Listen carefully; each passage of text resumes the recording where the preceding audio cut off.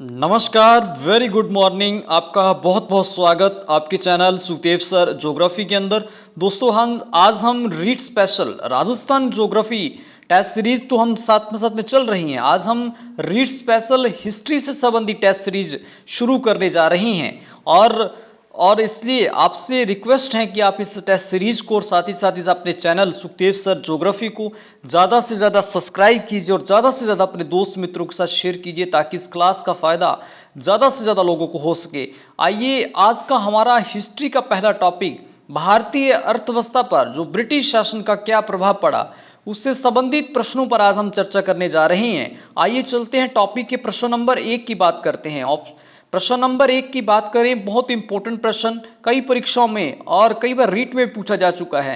और प्रश्न नंबर 1, स्थायी बंदोबस्त प्रणाली को लागू किसने किया था? दोस्तों आप जानते हैं कि स्थायी बंदोबस्त प्रणाली एक जो ब्रिटिश काल के अंदर जो जिमीदारों से एक भू राजस्व एकत्रित करने की प्रणाली थी उसको हमें बताना है, जिसको स्थायी बंदोबस्त कहा जाता था, उसे स्थायी बंदोबस्त प्रणाली को लागू करने का जो प्रयास था या लागू किसने किया था हमें वो बताना है। Option A Lord Mountbatten, option B Lord Curzon, option B Lord Macaulay या ऑप्शन डी लॉर्ड कॉर्नवालिस। तो दोस्तों हम जानते हैं कि इस प्रणाली को 1793 के अंदर लागू किया गया था। 1793 के अंदर भारत का जो गवर्नर जनरल था उस समय लॉर्ड कॉर्नवालिस था, इसलिए इसको जो प्रणाली को लागू करने का जो श्रेय भी लॉर्ड कॉर्नवालिस को ही जाता है। इस प्रणाली को 1793 के अंदर लॉर्ड कॉर्नवालिस के द्वारा ही लागू किया गया था, इसलिए हमारा बी ऑप्शन करेक्ट हो जाएगा, लॉर्ड कॉर्नवालिस। प्रश्न नंबर 2 की बात करते हैं। स्थायी बंदोबस्त प्रणाली को अन्य किस नाम से जाना जाता था? हमने पिछले प्रश्न में देखा कि जो स्थायी बंदोबस्त प्रणाली इसको 1793 के अंदर लॉर्ड कॉर्नवालिस के द्वारा लागू किया गया था, लेकिन इस प्रणाली को एक अन्य नाम से भी जाना जाता था। ऑप्शन ए इस्तमरारी बंदोबस्त, ऑप्शन बी महलवर्दी बंदोबस्त, ऑप्शन सी रियात बंदोबस्त, डी कोई नहीं। तो स्थायी बंदोबस्त को अन्य जो नाम था जो लॉर्ड कॉर्नवालिस ने दिया था, जिसको इस्तमरारी बंदोबस्त के नाम से जाना जाता था, इसलिए ए ऑप्शन करेक्ट होगा, इस्तमरारी बंदोबस्त। प्रश्न नंबर 3 की चर्चा करते हैं।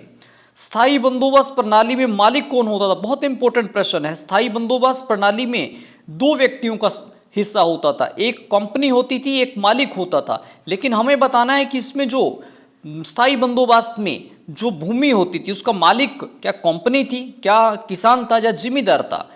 तो स्थायी बंदोबस्त में जो मालिक होता था, ऑप्शन ए जिम्मेदार, ऑप्शन सी कंपनी या ऑप्शन सी दोनों या डी कोई नहीं। तो स्थायी बंदोबस्त में मालिक तो कंपनी के द्वारा जिम्मेदार को ही बना दिया गया था, लेकिन उससे भू राजस्व के रूप में, लूट के रूप में लिया जाता था, इसलिए ए ऑप्शन करेक्ट होगा, जिम्मेदार। प्रश्न नंबर 4 की बात करते हैं। स्थायी बंदोबस्त प्रणाली को लागू करवाने में प्रमुख भूमिका किसकी रही थी? हमने ये तो जाना लॉर्ड कॉर्नवालिस ने 1793 में इसको लागू किया, लेकिन इसको लागू करवाने के अंदर 2 अंग्रेज अधिकारियों का प्रमुख योगदान रहा था, हमें वो बताना है, उनके नाम क्या है। ऑप्शन ए सर जॉन शेर या James Tod, option B Sir John Shore या जेम्स ग्रांट, या सी रेडक्लिफ जेम्स ग्रांट, या डी कोई नहीं। दोस्तों लॉर्ड कॉर्नवालिस के साथ इसको लागू करवाने का जो मुख्य योगदान था वो था सर जॉन शेर का, और जेम्स ग्रांट का मुख्य भूमिका इसमें अदा रही, तो इसलिए बी ऑप्शन करेक्ट होगा हमारा। प्रश्न नंबर 5 की बात करते हैं। स्थायी बंदोबस्त प्रणाली को कहां लागू किया गया था? जो लॉर्ड कॉर्नवालिस ने इसको कौन से क्षेत्र के अंदर लागू किया था हमें बताना है। ऑप्शन ए बंगाल, बिहार, उड़ीसा के अंदर, या ऑप्शन बी बनारस, मद्रास के उत्तरी जिलों के अंदर, या सी उदयपुर, डूंगरपुर, बांसवाड़ा जिलों में, या डी कोई नहीं। तो हम यदि बात करें, लॉर्ड कॉर्नवालिस ने इसको बंगाल, बिहार और उड़ीसा के अंदर तो लागू किया गया था, लेकिन बाद में इसको बनारस, मद्रास की उत्तरी जो डिस्ट्रिक्ट से वहां पर भी इसको लागू कर दिया गया था, इसलिए हमारा यहाँ पे ए और बी दोनों ऑप्शन सही होंगे, इसलिए यहाँ पे हमारे दोनों ऑप्शन सही हो जाएंगे, ए और बी। प्रश्न नंबर 6 की बात करते हैं। स्थायी बंदोबस्त प्रणाली को देश के कितने प्रतिशत हिस्से पर लागू किया गया था? बहुत इंपॉर्टेंट प्रश्न की जो स्थायी बंदोबस्त प्रणाली लॉर्ड कॉर्नवालिस ने 1793 में लागू की, इसको कितने परसेंट हिस्से पर लागू किया था? ऑप्शन ए 19%, ऑप्शन बी 15%, या सी 32%, या डी 33%। तो स्थायी बंदोबस्त प्रणाली को लॉर्ड कॉर्नवालिस के द्वारा 1793 के अंदर सिर्फ 19% हिस्से पर ही लागू किया गया था, तो इसलिए हमारा ये ऑप्शन करेक्ट हो जाएगा। प्रश्न नंबर 7 की बात करते हैं। रियात का क्या अर्थ होता है? ऑप्शन ए किसान, ऑप्शन बी मजदूर, ऑप्शन सी कंपनी, या डी कोई नहीं। तो हम देखिए, रियात का अर्थ, रियात का मतलब किसान होता है। किसान को रियात कहा जाता है, इसीलिए इसी के आधार पर रियातवाड़ी व्यवस्था लागू की गई थी, इसलिए ए ऑप्शन हमारा करेक्ट होगा किसान। प्रश्न नंबर 8 की बात करते हैं। रियातवाड़ी व्यवस्था में भूमि का स्वामी कौन होगा? जैसे हमने पिछले प्रश्न में जाना है, रियात का मतलब किसान होता है, मतलब जो किसान वाड़ी व्यवस्था थी या जिसको रियातवाड़ी व्यवस्था का नाम दिया गया, उसमें भूमि का स्वामी कंपनी के द्वारा किसको बनाया गया था? ऑप्शन ए किसान, ऑप्शन बी कंपनी सभ्यता, या सी ब्रिटिश सरकार, या डी उपयुक्त सभी। तो रियातवाड़ी अवस्था के अंदर भी यदि हम बात करें तो भूमि का स्वामी किसान को ही बनाया गया था, तो ये ऑप्शन करेक्ट होगा किसान। प्रश्न नंबर 9 की चर्चा करते हैं। रियातवाड़ी व्यवस्था का जनक किसे माना जाता था? Option A Thomas Munro, Captain Read, option B Sir John Shore, या डी लॉर्ड कार्नवालिस, इससे डी कोई नहीं। तो रियातवाड़ी व्यवस्था का जो जनक था थॉमस मुनरो और कैप्टन रीड की को ही माना जाता था, इसलिए ऑप्शन करेक्ट होगा हमारा। प्रश्न नंबर 10 की बात करते हैं। रियातवाड़ी व्यवस्था में भू राजस्व कितने वर्ष तक निर्धारित किया जाता था? जो रियातवाड़ी व्यवस्था थी इसमें एक अलग प्रणाली थी, जैसे हमने पिछली प्रणाली देखी स्थायी बंदोबस्त में जो भू राजस्व पत्ती थी वो 1 साल या 2 साल के लिए या 3 साल के लिए निर्धारित कर ली जाती, लेकिन रियातवाड़ी व्यवस्था के अंदर जो भू राजस्व था 1, 2 या 3 वर्षों के लिए नहीं बल्कि लंबे समय के लिए निर्धारित कर लिया जाता था। ऑप्शन ए 20 से 30 वर्ष, ऑप्शन बी 20 से 40 वर्ष, ऑप्शन सी 70 से 80 वर्ष, डी उपयुक्त सभी। तो हमें बताना है कि इनमें से कितने वर्षों के लिए भू राजस्व पत्ती का निर्धारण किया जाता था। तो इसमें हमारा सही ऑप्शन होगा 20 से 40 वर्ष के अंदर तक का एक साथ ही भू राजस्व प्रणाली को या भू राजस्व का निर्धारण कर लिया जाता था, एक साथ ही 40 वर्षों तक का, और इसलिए हमारा बी ऑप्शन करेक्ट होगा 20 से 40 वर्ष। प्रश्न नंबर 11 की बात करते हैं। बहुत इंपॉर्टेंट प्रश्न कई परीक्षाओं में पूछा जा चुका है। रियातवाड़ी व्यवस्था को सर्वप्रथम भारत में कहां लागू किया था? हम जानते हैं कि जो रियातवाड़ी व्यवस्था का जो जनक था थॉमस मुनरो और कैप्टन रीड को माना जाता है, इन्होंने भारत के अंदर सबसे पहले इसको कहां लागू किया था? ऑप्शन ए जैसलमेर जिले के, ऑप्शन बी तमिलनाडु के बारामल जिले में, ऑप्शन सी राजस्थान के पाली में, ऑप्शन डी गुजरात के बनासकांठा जिले में। तो रियातवाड़ी व्यवस्था को थॉमस मुनरो के द्वारा और कैप्टन रीड के द्वारा सबसे पहले इसको तमिलनाडु स्टेट के बारामहल डिस्ट्रिक्ट के अंदर इसको लागू किया गया था, तो बी ऑप्शन करेक्ट होगा। प्रश्न नंबर 12 की बात करते हैं। इसमें इसके बाद एक नई व्यवस्था लेकर, रियातवाड़ी व्यवस्था के बाद महालवाड़ी व्यवस्था लेकर आए, तो उससे संबंधित प्रश्न पर बात करते हैं। महालवाड़ी व्यवस्था में भू राजस्व के बदले में कौन सी वस्तु दी जाती थी? जो महलवाड़ी व्यवस्था थी उसके बदले में, जो भू राजस्व के बदले में कौन सी व्यवस्था? महलवाड़ी का मतलब ऑप्शन ए जागीर का एक भाग, ऑप्शन बी आधा लगान, जैसी वस्तु का उत्पादन, डी नहीं।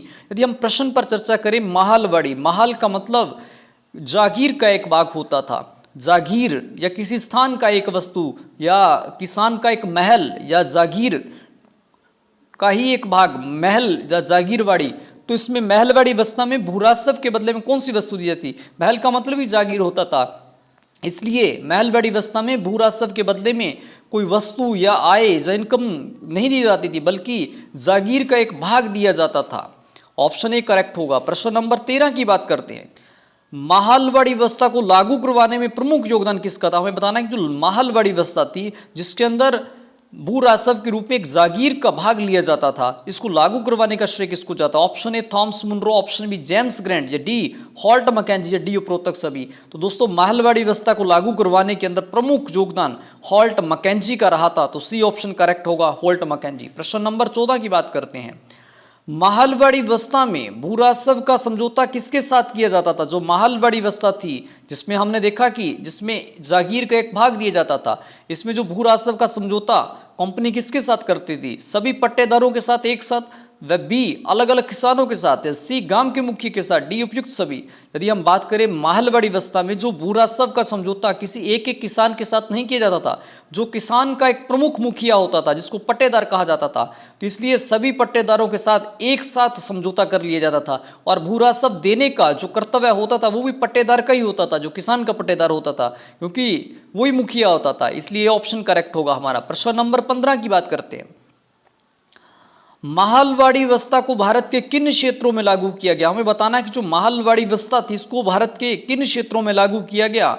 ऑप्शन ए संयुक्त प्रांत, आगरा, अवध, बी मध्य प्रांत और पंजाब, या ए या बी दोनों या डी कोई नहीं। तो यदि हम बात करें माहलवाड़ी व्यवस्था को राजस्थान भारत के अंदर संयुक्त प्रांत आगरा के अंदर अवध के अंदर भी लागू, इसके बाद में इसको धीरे धीरे करके मध्य प्रांत पंजाब तक बढ़ा दिया गया था, इसलिए हमारे यहाँ पे दोनों ऑप्शन करेक्ट हो जाएंगे।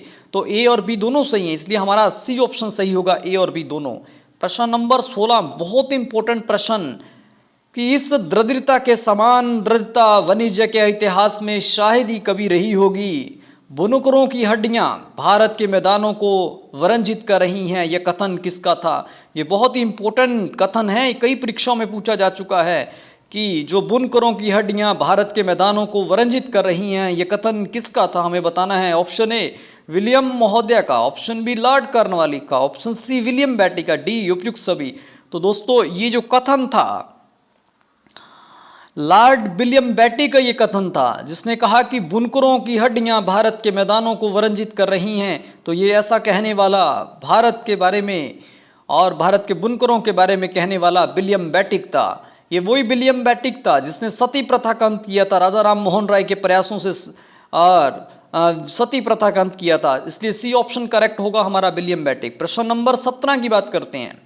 भारत में सूती वस्त्र कपड़े की प्रथम मिल कहां स्थापित की गई थी? Option A Mumbai, option B Delhi, या सी कोलकाता, या डी कानपुर। तो भारत में सूती वस्त्र की प्रथम मिल दोस्तों आप जानते हैं जो देश की आर्थिक राजधानी जिसको कहते हैं मुंबई के अंदर लागू की गई थी, तो इसलिए ये ऑप्शन हमारा करेक्ट होगा। प्रश्न नंबर 18 की बात करते हैं। भारत में सर्वप्रथम जूट मिल की स्थापना कब और कहां की गई थी? हमें बताना है कि जो जूट मिल था, जूट का उत्पादन सबसे ज्यादा होता था, और कहां पे सबसे पहले ये मिल उत्पादन की गई थी? ऑप्शन ए 1955 बंगाल में, ऑप्शन बी 1722 कोलकाता में, ऑप्शन सी 1855 बंगाल में, डी कोई नहीं। तो भारत के अंदर दोस्तों सबसे पहले जो जूट मिल का उत्पादन था 1855 के अंदर पश्चिमी बंगाल के अंदर किया गया था, तो सी ऑप्शन करेक्ट होगा, 1855 बंगाल। प्रश्न नंबर 19 की बात करते हैं। भारत में इस्पात का उत्पादन सर्वप्रथम कब शुरू किया गया था? जो लोहा इस्पात का जो उत्पादन था भारत के अंदर सबसे पहले कब शुरू किया गया था? तो ऑप्शन ए की बात करें 1913 के अंदर, 19 जा बी ऑप्शन 1813, सी 1713, डी कोई नहीं। तो भारत के अंदर इस्पात का जो उत्पादन था सबसे पहले 1913 के अंदर शुरू किया गया था, तो ए ऑप्शन हमारा करेक्ट हो जाएगा। प्रश्न नंबर 20 की चर्चा करते हैं। बहुत इंपॉर्टेंट प्रश्न, कई परीक्षाओं में ये पूछा जा चुका है। नील की खेती करने वाले किसानों के उत्पीड़न का संजीव चित्र सर्वप्रथम प्रस्तुत किसने किया था? आसान भाषा में प्रश्न को समझें। जो भारतीय किसान नील की खेती करते थे, कंपनी या ब्रिटिश सरकार उनको उत्पीड़न करती थी, शोषण करती थी, इसका एक जीता जागता जो चित्र था सबसे पहले जो जनता के सामने सर्वप्रथम किसने प्रस्तुत किया था? हमें वो बताना है। ऑप्शन ए दीनबंधु मित्र ने नील दर्पण नाटक में, ऑप्शन बी कालिदास ने अभिज्ञान शकुंतलम नाटक में, या मेघदूत ने ऋतु शहर नाटक में, या डी मेघ सतनी इंडिका के अंदर। दोस्तों नील की खेती के उत्पादन से संबंधित जो उत्पीड़न होता था इसका जीता जागता संजीव चित्रण दीनबंधु नामक मित्र ने नील दर्पण नाटक के अंदर किया था, इसलिए ये ऑप्शन करेक्ट होगा। प्रश्न नंबर 21 की बात करते हैं। बहुत इंपॉर्टेंट प्रश्न, धन के बाहरी गमन की ओर लोगों का ध्यान आकर्षित करने का सर्वप्रथम प्रयास किसने किया था? Option A Dadabhai Naoroji, option B Gangadhar Tilak, option C Jawaharlal Nehru, या डी उपयुक्त सभी। धन के बाहरी गमन का मतलब भारतीय धन का बाहरी देशों के अंदर उपयोग करना, और इसकी तरफ सबसे पहले जो ध्यान आकर्षित किसने किया था? ऑप्शन ए दादाभाई नौरोजी ने, या बी बाल गंगाधर तिलक ने, या जवाहरलाल नेहरू ने, डी तीनों ने किया था। तो दोस्तों धन के बाह्यग्रम की ओर लोगों का जो ध्यान आकर्षित था, इसके बारे में लोगों को जागरूक किया था, तो सबसे पहले दादाभाई नौरोजी ने किया था, तो ये ऑप्शन हमारा करेक्ट होगा। प्रश्न नंबर 22 की बात करते हैं। धन के बाह्यग्रम के दुष्परिणामों को नादिर शाह जैसे विदेशी आक्रांतों द्वारा की गई लूट मार से भी अधिक घातक किसने बताया? कि धन का जो भारतीय धन का बाहरी देशों में उपयोग, इसका इतना ज्यादा दुष्परिणाम है कि नादिर शाह जैसे जो विदेशी आक्रांत भारत में आए थे आक्रमण करने के लिए, उन्होंने जो लूट मार की उससे भी अधिक ये घातक है धन का बाह्यगमन। तो इससे अधिक जो घातक था ये किसने बताया था? ऑप्शन ए रमेश चंद्र दत्त ने, ऑप्शन बी दादाभाई नौरोजी ने, ऑप्शन सी बाल गंगाधर तिलक ने, या ऑप्शन सी डी कोई नहीं। तो धन के बाह्यगमन की जो तुलना थी विदेशी आक्रांत लूटमार से भी अधिक घातक बताने वाला रमेश चंद्र दत्त था, तो रमेश चंद्र दत्त ने बताया था, इसलिए ये ऑप्शन हमारा यहाँ पे करेक्ट हो जाएगा। प्रश्न नंबर 23 की बात करते हैं। धन के बाहरी आगमन के सिद्धांत को कांग्रेस के किस सम्मेलन में स्वीकार किया गया? इस पर फिर विस्तार से चर्चा की गई कि वाकई एक बहुत बड़ा मुद्दा है। इसको फिर एक अधिवेशन के अंदर कांग्रेस ने इसको एक अधिवेशन के अंदर प्रस्ताव को लाया गया कि इस पर रोक लगानी चाहिए। तो हमें बताना है कि कौन से अधिवेशन के अंदर। ऑप्शन ए 1896 के कलकत्ता अधिवेशन के अंदर, और उसके बाद ऑप्शन बी 1896 में हीरापुर अधिवेशन में, सी कांग्रेस के प्रथम अधिवेशन में, डी कोई नहीं। तो दोस्तों इसको धन के बाह्यगमन सिद्धांत को 1896 के कलकत्ता अधिवेशन में प्रस्तुत किया गया इस सिद्धांत पर, और इस पर व्याख्या की गई। तो इसलिए ये ऑप्शन करेक्ट होगा हमारा। प्रश्न नंबर 24 की बात करते हैं। ब्रिटिश भारत में निम्नलिखित भूमि कर प्रणालियों को सही क्रम बताना है कि जो भारत में ये जो ब्रिटिश सरकार की देन थी, जो भू राजस्व निर्धारण संबंधित प्रणालियां लागू की गई थी, इसमें बताना कि कौन कौन सी प्रणालियों का सही क्रम जो पहले से अंतिम तक उसका सही क्रम बताना है। ऑप्शन ए रियायतवाड़ी प्रणाली, स्थायी बंदोबस्त, महलवारी प्रणाली या नीलामी प्रणाली। तो हमें बताना है कि 4 2 1 3, बी 4 3 1 या सी 2 3 4 1। यदि हम बात करें, सबसे पहले नीलामी प्रणाली को लागू किया गया था, इसलिए 4 नंबर पहले आएगा। उसके बाद में स्थायी बंदोबस्त 2 नंबर वाली आएगी, फिर रियायतवाड़ी व्यवस्था 3 नंबर आएगा, फिर अंतिम में महलवारी प्रणाली को लागू किया गया था। इसलिए हमारा सही ऑप्शन होगा 4 2 3 1। तो बी ऑप्शन हमारा करेक्ट हो जाएगा यहां पे। प्रश्न नंबर 25 की बात करते हैं। बंगाल में 1793 में लागू की गई स्थायी बंदोबस्त प्रणाली को किस रेगुलेशन के नाम से जाना जाता था? हमें बताना है था। Option A regulation first, option B regulation second, option regulation third, या ऑप्शन डी रेगुलेशन 4। तो इसमें बंगाल के अंदर जो रेगुलेशन, जो स्थायी बंदोबस्त प्रणाली को रेगुलेशन 2 के नाम से जाना जाता था। प्रश्न नंबर 26 की बात करते हैं। अन्य चीजों के अलावा भारत से इंग्लैंड को लगातार पूंजी के प्रवाह को दिखाने वाले आर्थिक दोहन का सिद्धांत के जनक कौन से? हमें बताना था कि आर्थिक दोहन हो रहा था, जो भारत के धन का इंग्लैंड से बाहर भेजा जा रहा था। कहने का मतलब धन बाहरीगमन सिद्धांत का सिद्धांत के जनक कौन थे? Option A Dadabhai Naoroji, option D Gopal Krishna Gokhale, R C. Dutt, या डी कोई नहीं। तो धन के बाहरीगमन सिद्धांत के, आर्थिक दोहन के सिद्धांत का जनक तो दादा भाई नौरोजी थे।